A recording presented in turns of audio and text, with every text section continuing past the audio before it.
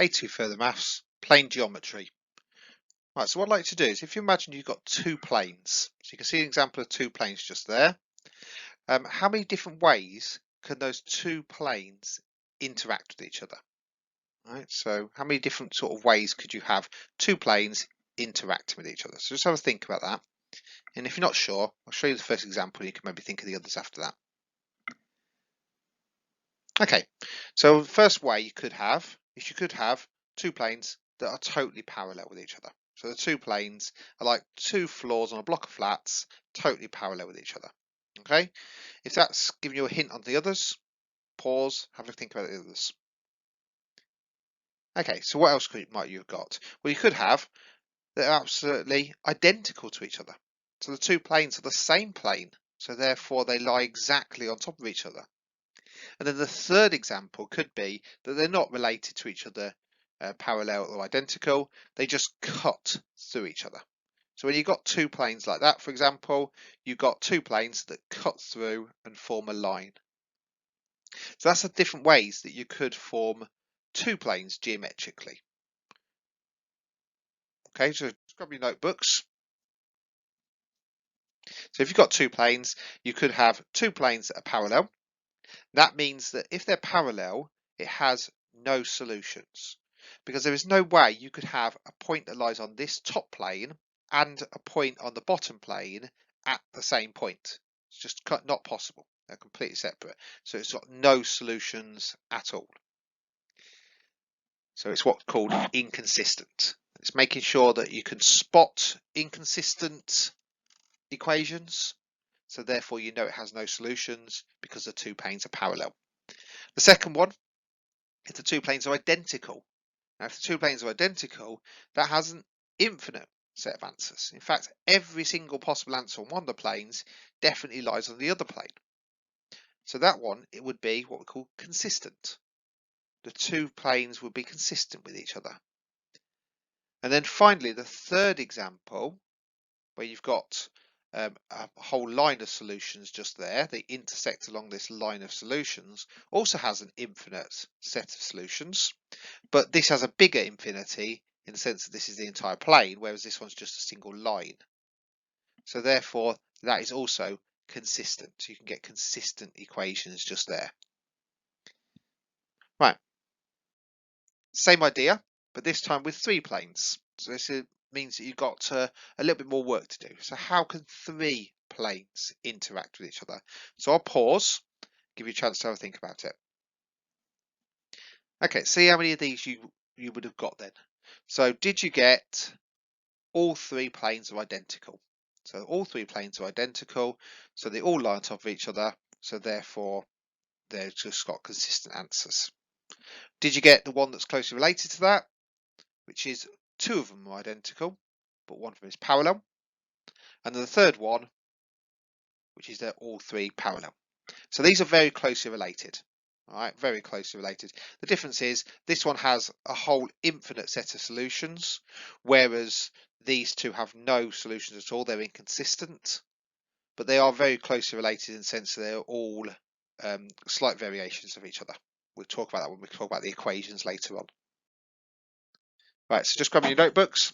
All three of those, we could have all three planes identical, infinite set of solutions because they're consistent, exactly the same as when it was two planes. The other two, though, has some examples of parallel planes. So in this case, two planes are identical and one plane is parallel, but two of the planes are parallel to each other. So there is no solutions there. They are definitely inconsistent. And then for the third one, all three planes are parallel with each other. Okay, so like I said before, like three floors on a block of flats, and there's no possible way of standing on all three floors at the same time because it has no solutions. No solutions means it is inconsistent. Okay, so there's three of the examples on how three planes could interact. Hopefully you found some others. So what others might you have? Okay, again, if you didn't get some more, pause it, have a think about it. Okay, so let's see if you've got these ones then. So if none of them are parallel or perpendicular, then you've got two that are still parallel. And the third one cuts through at a different angle. Okay, so you've got two that are definitely parallel, and the other one is just not related to them at all. It's not parallel in the slightest. So two parallel and one cutting through. So you could have that situation. You could have a situation where you've got two identical and one cutting through at a different angle. Okay, so two of them are identical and one cuts through at a different angle. So you could have those two situations as well. Okay, so we'll grab a notebook, let's look at those two. So that would be 5 we've got so far for 3 planes. We've got 2 planes are parallel and one plane comes through a completely different direction. So it's just not parallel to them. How many solutions would we have in that case? Well, although we've got some solutions between 2 of the planes on both of those bits, there is no point that lies on all 3 planes. So therefore there has no solutions that lies on all 3 planes. So in this case, no solutions that satisfies all 3 planes, so therefore it's inconsistent. Whereas this one, because you've got 2 planes that were parallel, so 2 planes that are identical, and one plane in a different direction, this does have an infinite set of answers along that line just there. Okay, along that line just there has an infinite set of answers, because if I look at where my pointer is there, it definitely lies on both of these planes because they're identical, and definitely on this one as well. So it has a whole infinite set of solutions. So that is consistent set of equations. Okay, so coming away from parallel and identical, is there 3 different ways we could have not parallel or identical? Okay, so let's see if you've got these 3. You could have what we call a triangular prism. So grab your notebooks. A triangular prism is where it's a bit like a Toblerone box. If you imagine you're looking at a Toblerone box, then you've got 3 planes just there. And what's important about this is that it doesn't matter where you try pushing my pointer or trying to put a dot. There's no possible way you could have a point that lies on all 3 planes. You could get a line on 2 planes. I could put it there, and it definitely lies on this plane, but it doesn't lie on this one down here. Whereas there lies on those 2, but not this one, and so on. So because it's a triangular prism, you can't ever put a single point that lies on all 3 planes. So because of that reason, there is no solutions. So if we've got a triangular prism, they're not parallel. Okay, there's no parallel lines going on there, but we still have a situation where it is inconsistent and there is no solutions. So you could have a triangular prism. Okay, maybe on the other ones you spotted was what we call a sheaf. Now imagine that you've got either a door coming out at an angle from 2 walls, that could form a sheaf, or maybe a page in a book. You open up a book and pull out one of the pages, then that page comes out as what we call a sheaf. And it means that you have an infinite set of answers all lying down this single line just here. So the solutions you have, a whole infinite set of solutions lying along that line. And so those planes, what we call, form a sheaf. And so that means that this is consistent equations. Those equations would be consistent. Okay, and so then that leads to the third situation. Now the third situation is that all 3 planes intersect at a single point. So you look at this situation just here, you imagine it could be 2 walls and the floor of a room, then you do have a single point just there in the bottom corner that lies on all 3 planes.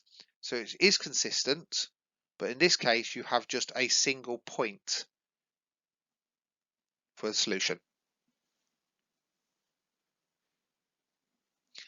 Okay, so what I've looked at how we can actually form it visually, but the problem is if we had the equations, how could we tell which situation it would be geometrically from the equations? So let's have a look at this first of all. Could you write down for me or think about an equation of a line that's parallel to 5x plus 3y equals 8? Any line that's parallel to that. Okay, so one pause there, have a think about it. Okay, so you might have tried rearranging it, writing it as y equals mx plus c, thinking about the gradient. And then if you did that, try rearranging it back to this sort of form.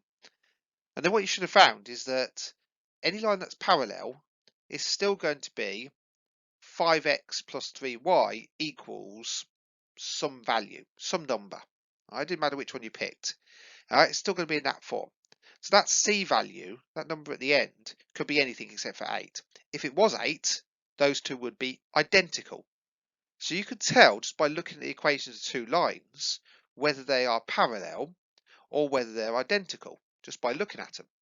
Okay, and it's exactly the same if you had equations of planes. You can tell just by looking at the equation, looking at whether they're multiples of each other, whether they are parallel or identical. And don't be tricked out. If this was 10x plus 6y equals, let's say 8 in that case, then those two would still be parallel because you could divide these by 2 and get back to 5x plus 3y. Okay, so a multiple of those two is still going to be parallel. Okay. So, can we tell the same if we had a Cartesian equation of a plane? So grab your notebooks. So when we come to an equation of a plane, you can write it down as ax plus by plus cz equals d. Okay, that's a way of representing the equation of a plane. And there's alternative ways of representing equations of planes, which you'll see later on, but this is the most standard one, the Cartesian equation of a plane. If two planes are parallel, then that means their coefficients of x, y, and z are going to be identical in both equations. All right, so if I've got any two planes that are parallel, the A, the B, the C are going to be identical or some constant multiple. Now, if it's a constant multiple, you could just divide by that constant multiple and get back to A, B, and C.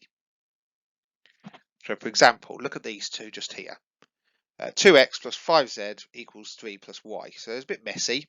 All right, what I'm going to do is I'm going to rearrange them into this form just here. So if I rearrange them both into that form, I get 2x minus y plus 5z. Yep, see that equals 3. And for this one, I can rearrange by dividing by 2, first of all. Okay, and that means that's 11 goes to 5.5, which you can see why they left it as that. But I can do it by dividing by 2, and I show that both of those equations there are identical. And because they're identical just there, I can then look at these two numbers to see whether they're fully identical, the two planes are the same, or whether they are parallel. And in this case, because those two numbers are different, they are parallel. And there's the actual drawing of them. So both of those planes are parallel planes. What I'd like you to do is just have a go at determining, like it says there, determine the geometrical solutions here. So do a bit of rearranging, see if you can spot whether any are parallel, whether any are identical, see what you get. Okay, so pause there, have a go at all 4 of them. Okay, so let's see how far you got then. So in this first one, we should have got that 3x plus 2y plus z equals 8. The next one was 3x plus 2y minus z equals 8. Slightly different, but that's big enough difference to say they are not parallel or identical. It has to be absolutely identical in every way. And then the last one, 3x plus 2y plus z equals 8. Now that means that these two are identical, and this one cuts through at a different angle entirely. That minus z makes a big difference. So two planes are identical, one plane in a different direction. Okay, how did you get on with this? We've got 3x minus y minus 3z equals 0. We've got 3x minus y minus 3z equals 7. And 3x minus y minus 3z equals 4.5. I would say that those three are all parallel with each other. So therefore it have no solutions. So three planes are parallel. There we go. And there is no solutions on that one at all. Have a look at this. Looks interesting. Looks like it's just doubles. So we've got 3x plus 2z equals 5, x plus 2y equals 5. Because those two are different letters, makes a big difference. Okay, they are not the same variable. And then we've got x plus 2z equals 1. I would say that these two are parallel, and this is a completely different plane. So two planes are parallel, one plane cuts through. You can see the difference there. So there's your two parallels, that one cuts through. Makes a big difference having that different variable. Finally, let's see what we've got for this. We got x minus y plus z equals minus 2.5. X minus y plus z equals positive 2.5. So those two are parallel. And then this one is identical. So we've got two identical and one parallel. So we've got that situation just there. All right, so recognizing parallel planes is fairly straightforward as long as you've got your Cartesian equation. Okay, so in the previous lesson we looked at using the inverse matrix to solve sets of equations. So that's what I'd like you to do for each of these 6. And just be aware, not all of them have solutions. Okay, so just be aware that not all of them have an inverse. So just have a go and seeing how far you get with those 6. So pause there and see if you can work them out. Okay, so if you've got a lot of the same answers, don't worry, that was the whole point. So on this first one, what we noticed is that these two here are identical and this one is cutting through at a different angle. So hopefully you notice two parallel, one coming through, an infinite set of solutions there. So an infinite set of solutions. What did the inverse matrix tell us about this situation? No inverse. Because the determinant equals 0, it says there's no inverse. So having an infinite set of solutions means that you wouldn't necessarily have an inverse. What about this one? Well, these ones have no solutions. Parallel, parallel, parallel. So no solutions. What did the inverse tell us in this case? No inverse. Determinant equals 0. This one, two parallel, one cutting through. So we've got no solutions. Inverse came out to be 0 again. What about this situation? Now it's a bit more interesting because now we've got a situation where we have a 3, just double checking, yep, 3 equations. None of them are parallel, all right, and none of them are identical. So therefore this should have got a solution. All right, it should be a solution to this. Well, maybe, unless it's a triangular prism, that's no solutions. What do we find when we worked out the inverse though? Determinant equals 0. And because the determinant equals 0, it had no inverse. So it's not just parallel and identical equations that produce no inverse. You could also have a situation where you just have 3 equations that have no relationship to parallel and identical and still have no inverse. What about this one? Definitely not parallel, definitely not identical. Right, so what does the inverse tell you on this? Inverse got you 0. Must be the same. Is this just a constant thing? Well, this last one then. X, Y, 5, so definitely nothing parallel, definitely nothing identical. What did the inverse tell you? It told you it had a point of intersection, 7, 8, 1. And the only reason that one had a solution and none of the others is because that was the only one that met at a single point. When we discussed all the different ways that 3 planes could meet geometrically, only one of those answers was meet at a point. And that was the only one that would have an inverse. These ones were to do with parallel and perpendicular, parallel and identical, excuse me. But these two weren't parallel or identical, but they were to do with a sheaf and a triangular prism. So having an inverse means they definitely meet at a point. But that's a bit overkill, having to work out the inverse to show it, and it still doesn't show us on these two which one's the sheaf and which one is the triangular prism. It just tells us it's got no inverse. So what I'd like to do, just done this, determine the geometrical solutions. So we talked about these ones here being parallel and identical, but we're stuck with these two on which ones were the sheaf and which ones was the triangular prism. That one we're not sure about, that one we're not sure about, this one was meet at a point. So they're identical, and just being able to spot equations, spot whether the two are parallel, is the first thing you should do. Have a look at your equations, Are any of them parallel? Are any of them identical? Yes, that tells you straight away it's got no inverse, it's got either a set of solutions or no solutions. The next thing you could check if you're looking at the inverse is whether you get a determinant equaling not zero, in which case you get a unique point. What we want to do though is we want to find out how to find out if it's a triangular prism or a sheaf. So solve these sets of simultaneous equations using your elimination method. So the elimination method, as you're aware of, is finding a value of, let's say, x, y, or z and substituting it into the other equation. Now, when you've got three equations, you can find out maybe, for example, on the top one, work out what the value of x is in terms of y and z and substitute it into the other two. And then see what you end up with in terms of y's and z's. All right, so have a go at that yourselves. Pause there, have a go, see how far you get. Okay, so let's look at this first one. So I'm using the first two equations and eliminating x. All right, so I'm taking the x and eliminating those.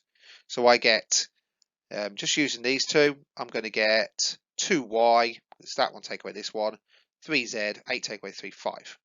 I can then do the same with the bottom one, using either of these, just taking two lots of it away. So I'm using the last two equations. It didn't matter which ones I picked though. So I'm doing that, take away two lots of that. So 4y take away two lots of y, 7z take away two lots of 2z, 9 take away two lots of 3. And I end up with this. I end up two equations which I've noticed are either consistent or inconsistent. Now in these cases, they are inconsistent. So have a look what you've got there. You've got three planes. They're not parallel. They're not identical. When you tried to solve them, you came out to the fact that they were inconsistent. In other words, it had no solutions. Now, if you know they're not parallel and they're not identical, but yet they have no solutions, that leads to the conclusion that it must be a triangular prism. The triangular prism was the one where it had no solutions on all three planes. Right, let's look at the second one, see how far you got with that. Any way you want to do it, I'm probably using the y's, or you could just use the z's and then straight away the middle equation hasn't got z's. That would be the easiest. Add the top and the bottom. Then we get 7x plus 2y equals 9. The middle equation was exactly the same. 7x plus 2y equals 9. Now then, to this situation, we tried to solve them, and we ended up with two consistent equations. And because we've got two consistent equations, that means we have a whole line of infinite solutions. Okay, and because we've got a whole line of infinite solutions, that's telling you that you have a sheaf. So just getting down to these two equations, although you can't solve these equations, that's got no solutions and that's got an infinite set of solutions, it tells you about the geometry of the planes, being able to solve them algebraically. Have a look at this last one. I would probably do similar to the first, maybe cancelling the x's there and there, but it's up to you what you do. So I've cancelled out the x's by doing one take away the other. I've got 13. Same idea with these two. Cancel out the x's. 2y plus 3z equals 19. They're similar, but they're definitely different. So then what I could do is maybe add these two together and get the y value. I get y equals 7, y equals 8, z equals 1. I found a solution. So because I've found a solution, I've got a unique point of intersection. So you can use simultaneous equations to tell you whether it's goes to a triangular prism, a sheaf, or a unique point. So your first job is to look for parallel or identical, but then if nothing's parallel or identical, then you can solve them using your algebra skills to get down to what the geometrical situation looks like. Right, so grab your notebooks. Let's just put this down in our notebooks. It's almost like a bit of a flow chart. You need to get used to doing this sort of situation. So first thing you look at when you've got these three equations are any of the equations parallel or identical? All right. If they're parallel and identical, then you can stop. You don't need to do any more work. You just need to make a note of what the geometrical situation looks like. So yes, either two or three planes are parallel, then it has no solutions. Or yes, two or three planes are identical, it has an infinite set of solutions. Okay, so if it's 3 planes are identical, it has an infinite plane of solutions. But if 2 are parallel and the other one cuts through, then it is going to be an infinite line of solutions. Just be aware you've got to do in that order. Okay, because you could have 2 parallel and 1 identical would mean that, sorry, 2 parallel but 2 identical would mean that there's no solutions. Right, so what next then? Well, I've checked them. None of them are parallel, none of them are identical, so now I've got this no situation. I then try to solve them simultaneously. If I solve them simultaneously, 3 different things can come out. Either you get 2 equations that are consistent, in other words, they're exactly the same. For example, x plus y equals 10 and x plus y equals 10. If you get a situation like that, 2 consistent equations, you can't solve them because they're the same equation, then you have what we call a sheaf, an infinite set or an infinite line of solutions. Or you might have a situation where there are 2 inconsistent equations. So x plus y equals 10, x plus y equals 12. And it doesn't matter how hard you try, you're not going to be able to solve it. So therefore, it has no solutions. So 2 inconsistent equations, and that situation will be a triangular prism. And then the final situation would be that you can solve it, you have solved it, and the solution you get is a unique point. A unique situation that works in all 3 equations. Okay, so just take down what you need. Right, so I'm going to give you some to have a go at. So let's just have a quick look. And each time you want to pause. So there we go. I've got this question for you to do first. So pause there, have a go yourself. I'm going to go quite fast through this. Every time I put a card up, you need to have a go at working it yourself. Right, see what you got then. So hopefully you tried to solve it, you found it was a unique point, and the unique point you can certainly work out. What about this one? So that one just there, have a go at rearranging it, seeing if any of them are parallel, seeing if any of them are identical. And in this case, what you should have found is that 2 of them were parallel and the third one wasn't. So we had a situation where 2 were parallel and 1 wasn't, and it has no solutions. Try this one, pause there, have a go. Right, and you should have found no parallel, no identical. You should have tried to solve it, and what you found is that you had inconsistent solutions, so therefore it formed a triangular prism. No solutions. Try this one, see what you get. Okay, so if you tried to solve that, you would have found that you had all 3 of them were the same equation, but the constant at the end was different, so therefore they were all parallel. Inconsistent, so no solutions. What about this one? So pause there, have a go. Right, so what you should have found is that 2 of them were identical and 1 was completely different. So therefore we have a whole line of infinite solutions in that situation. Okay, try this one. All right, so just try solving that. Pause there. Right, so what you should find is that none of them were parallel, none of them were identical. So therefore you tried to solve it. When you solved it, you came out with 2 equations that were consistent. And so because they were consistent, therefore they formed a line, an infinite line of solutions, which is called a sheaf. Okay, see what you got on this one.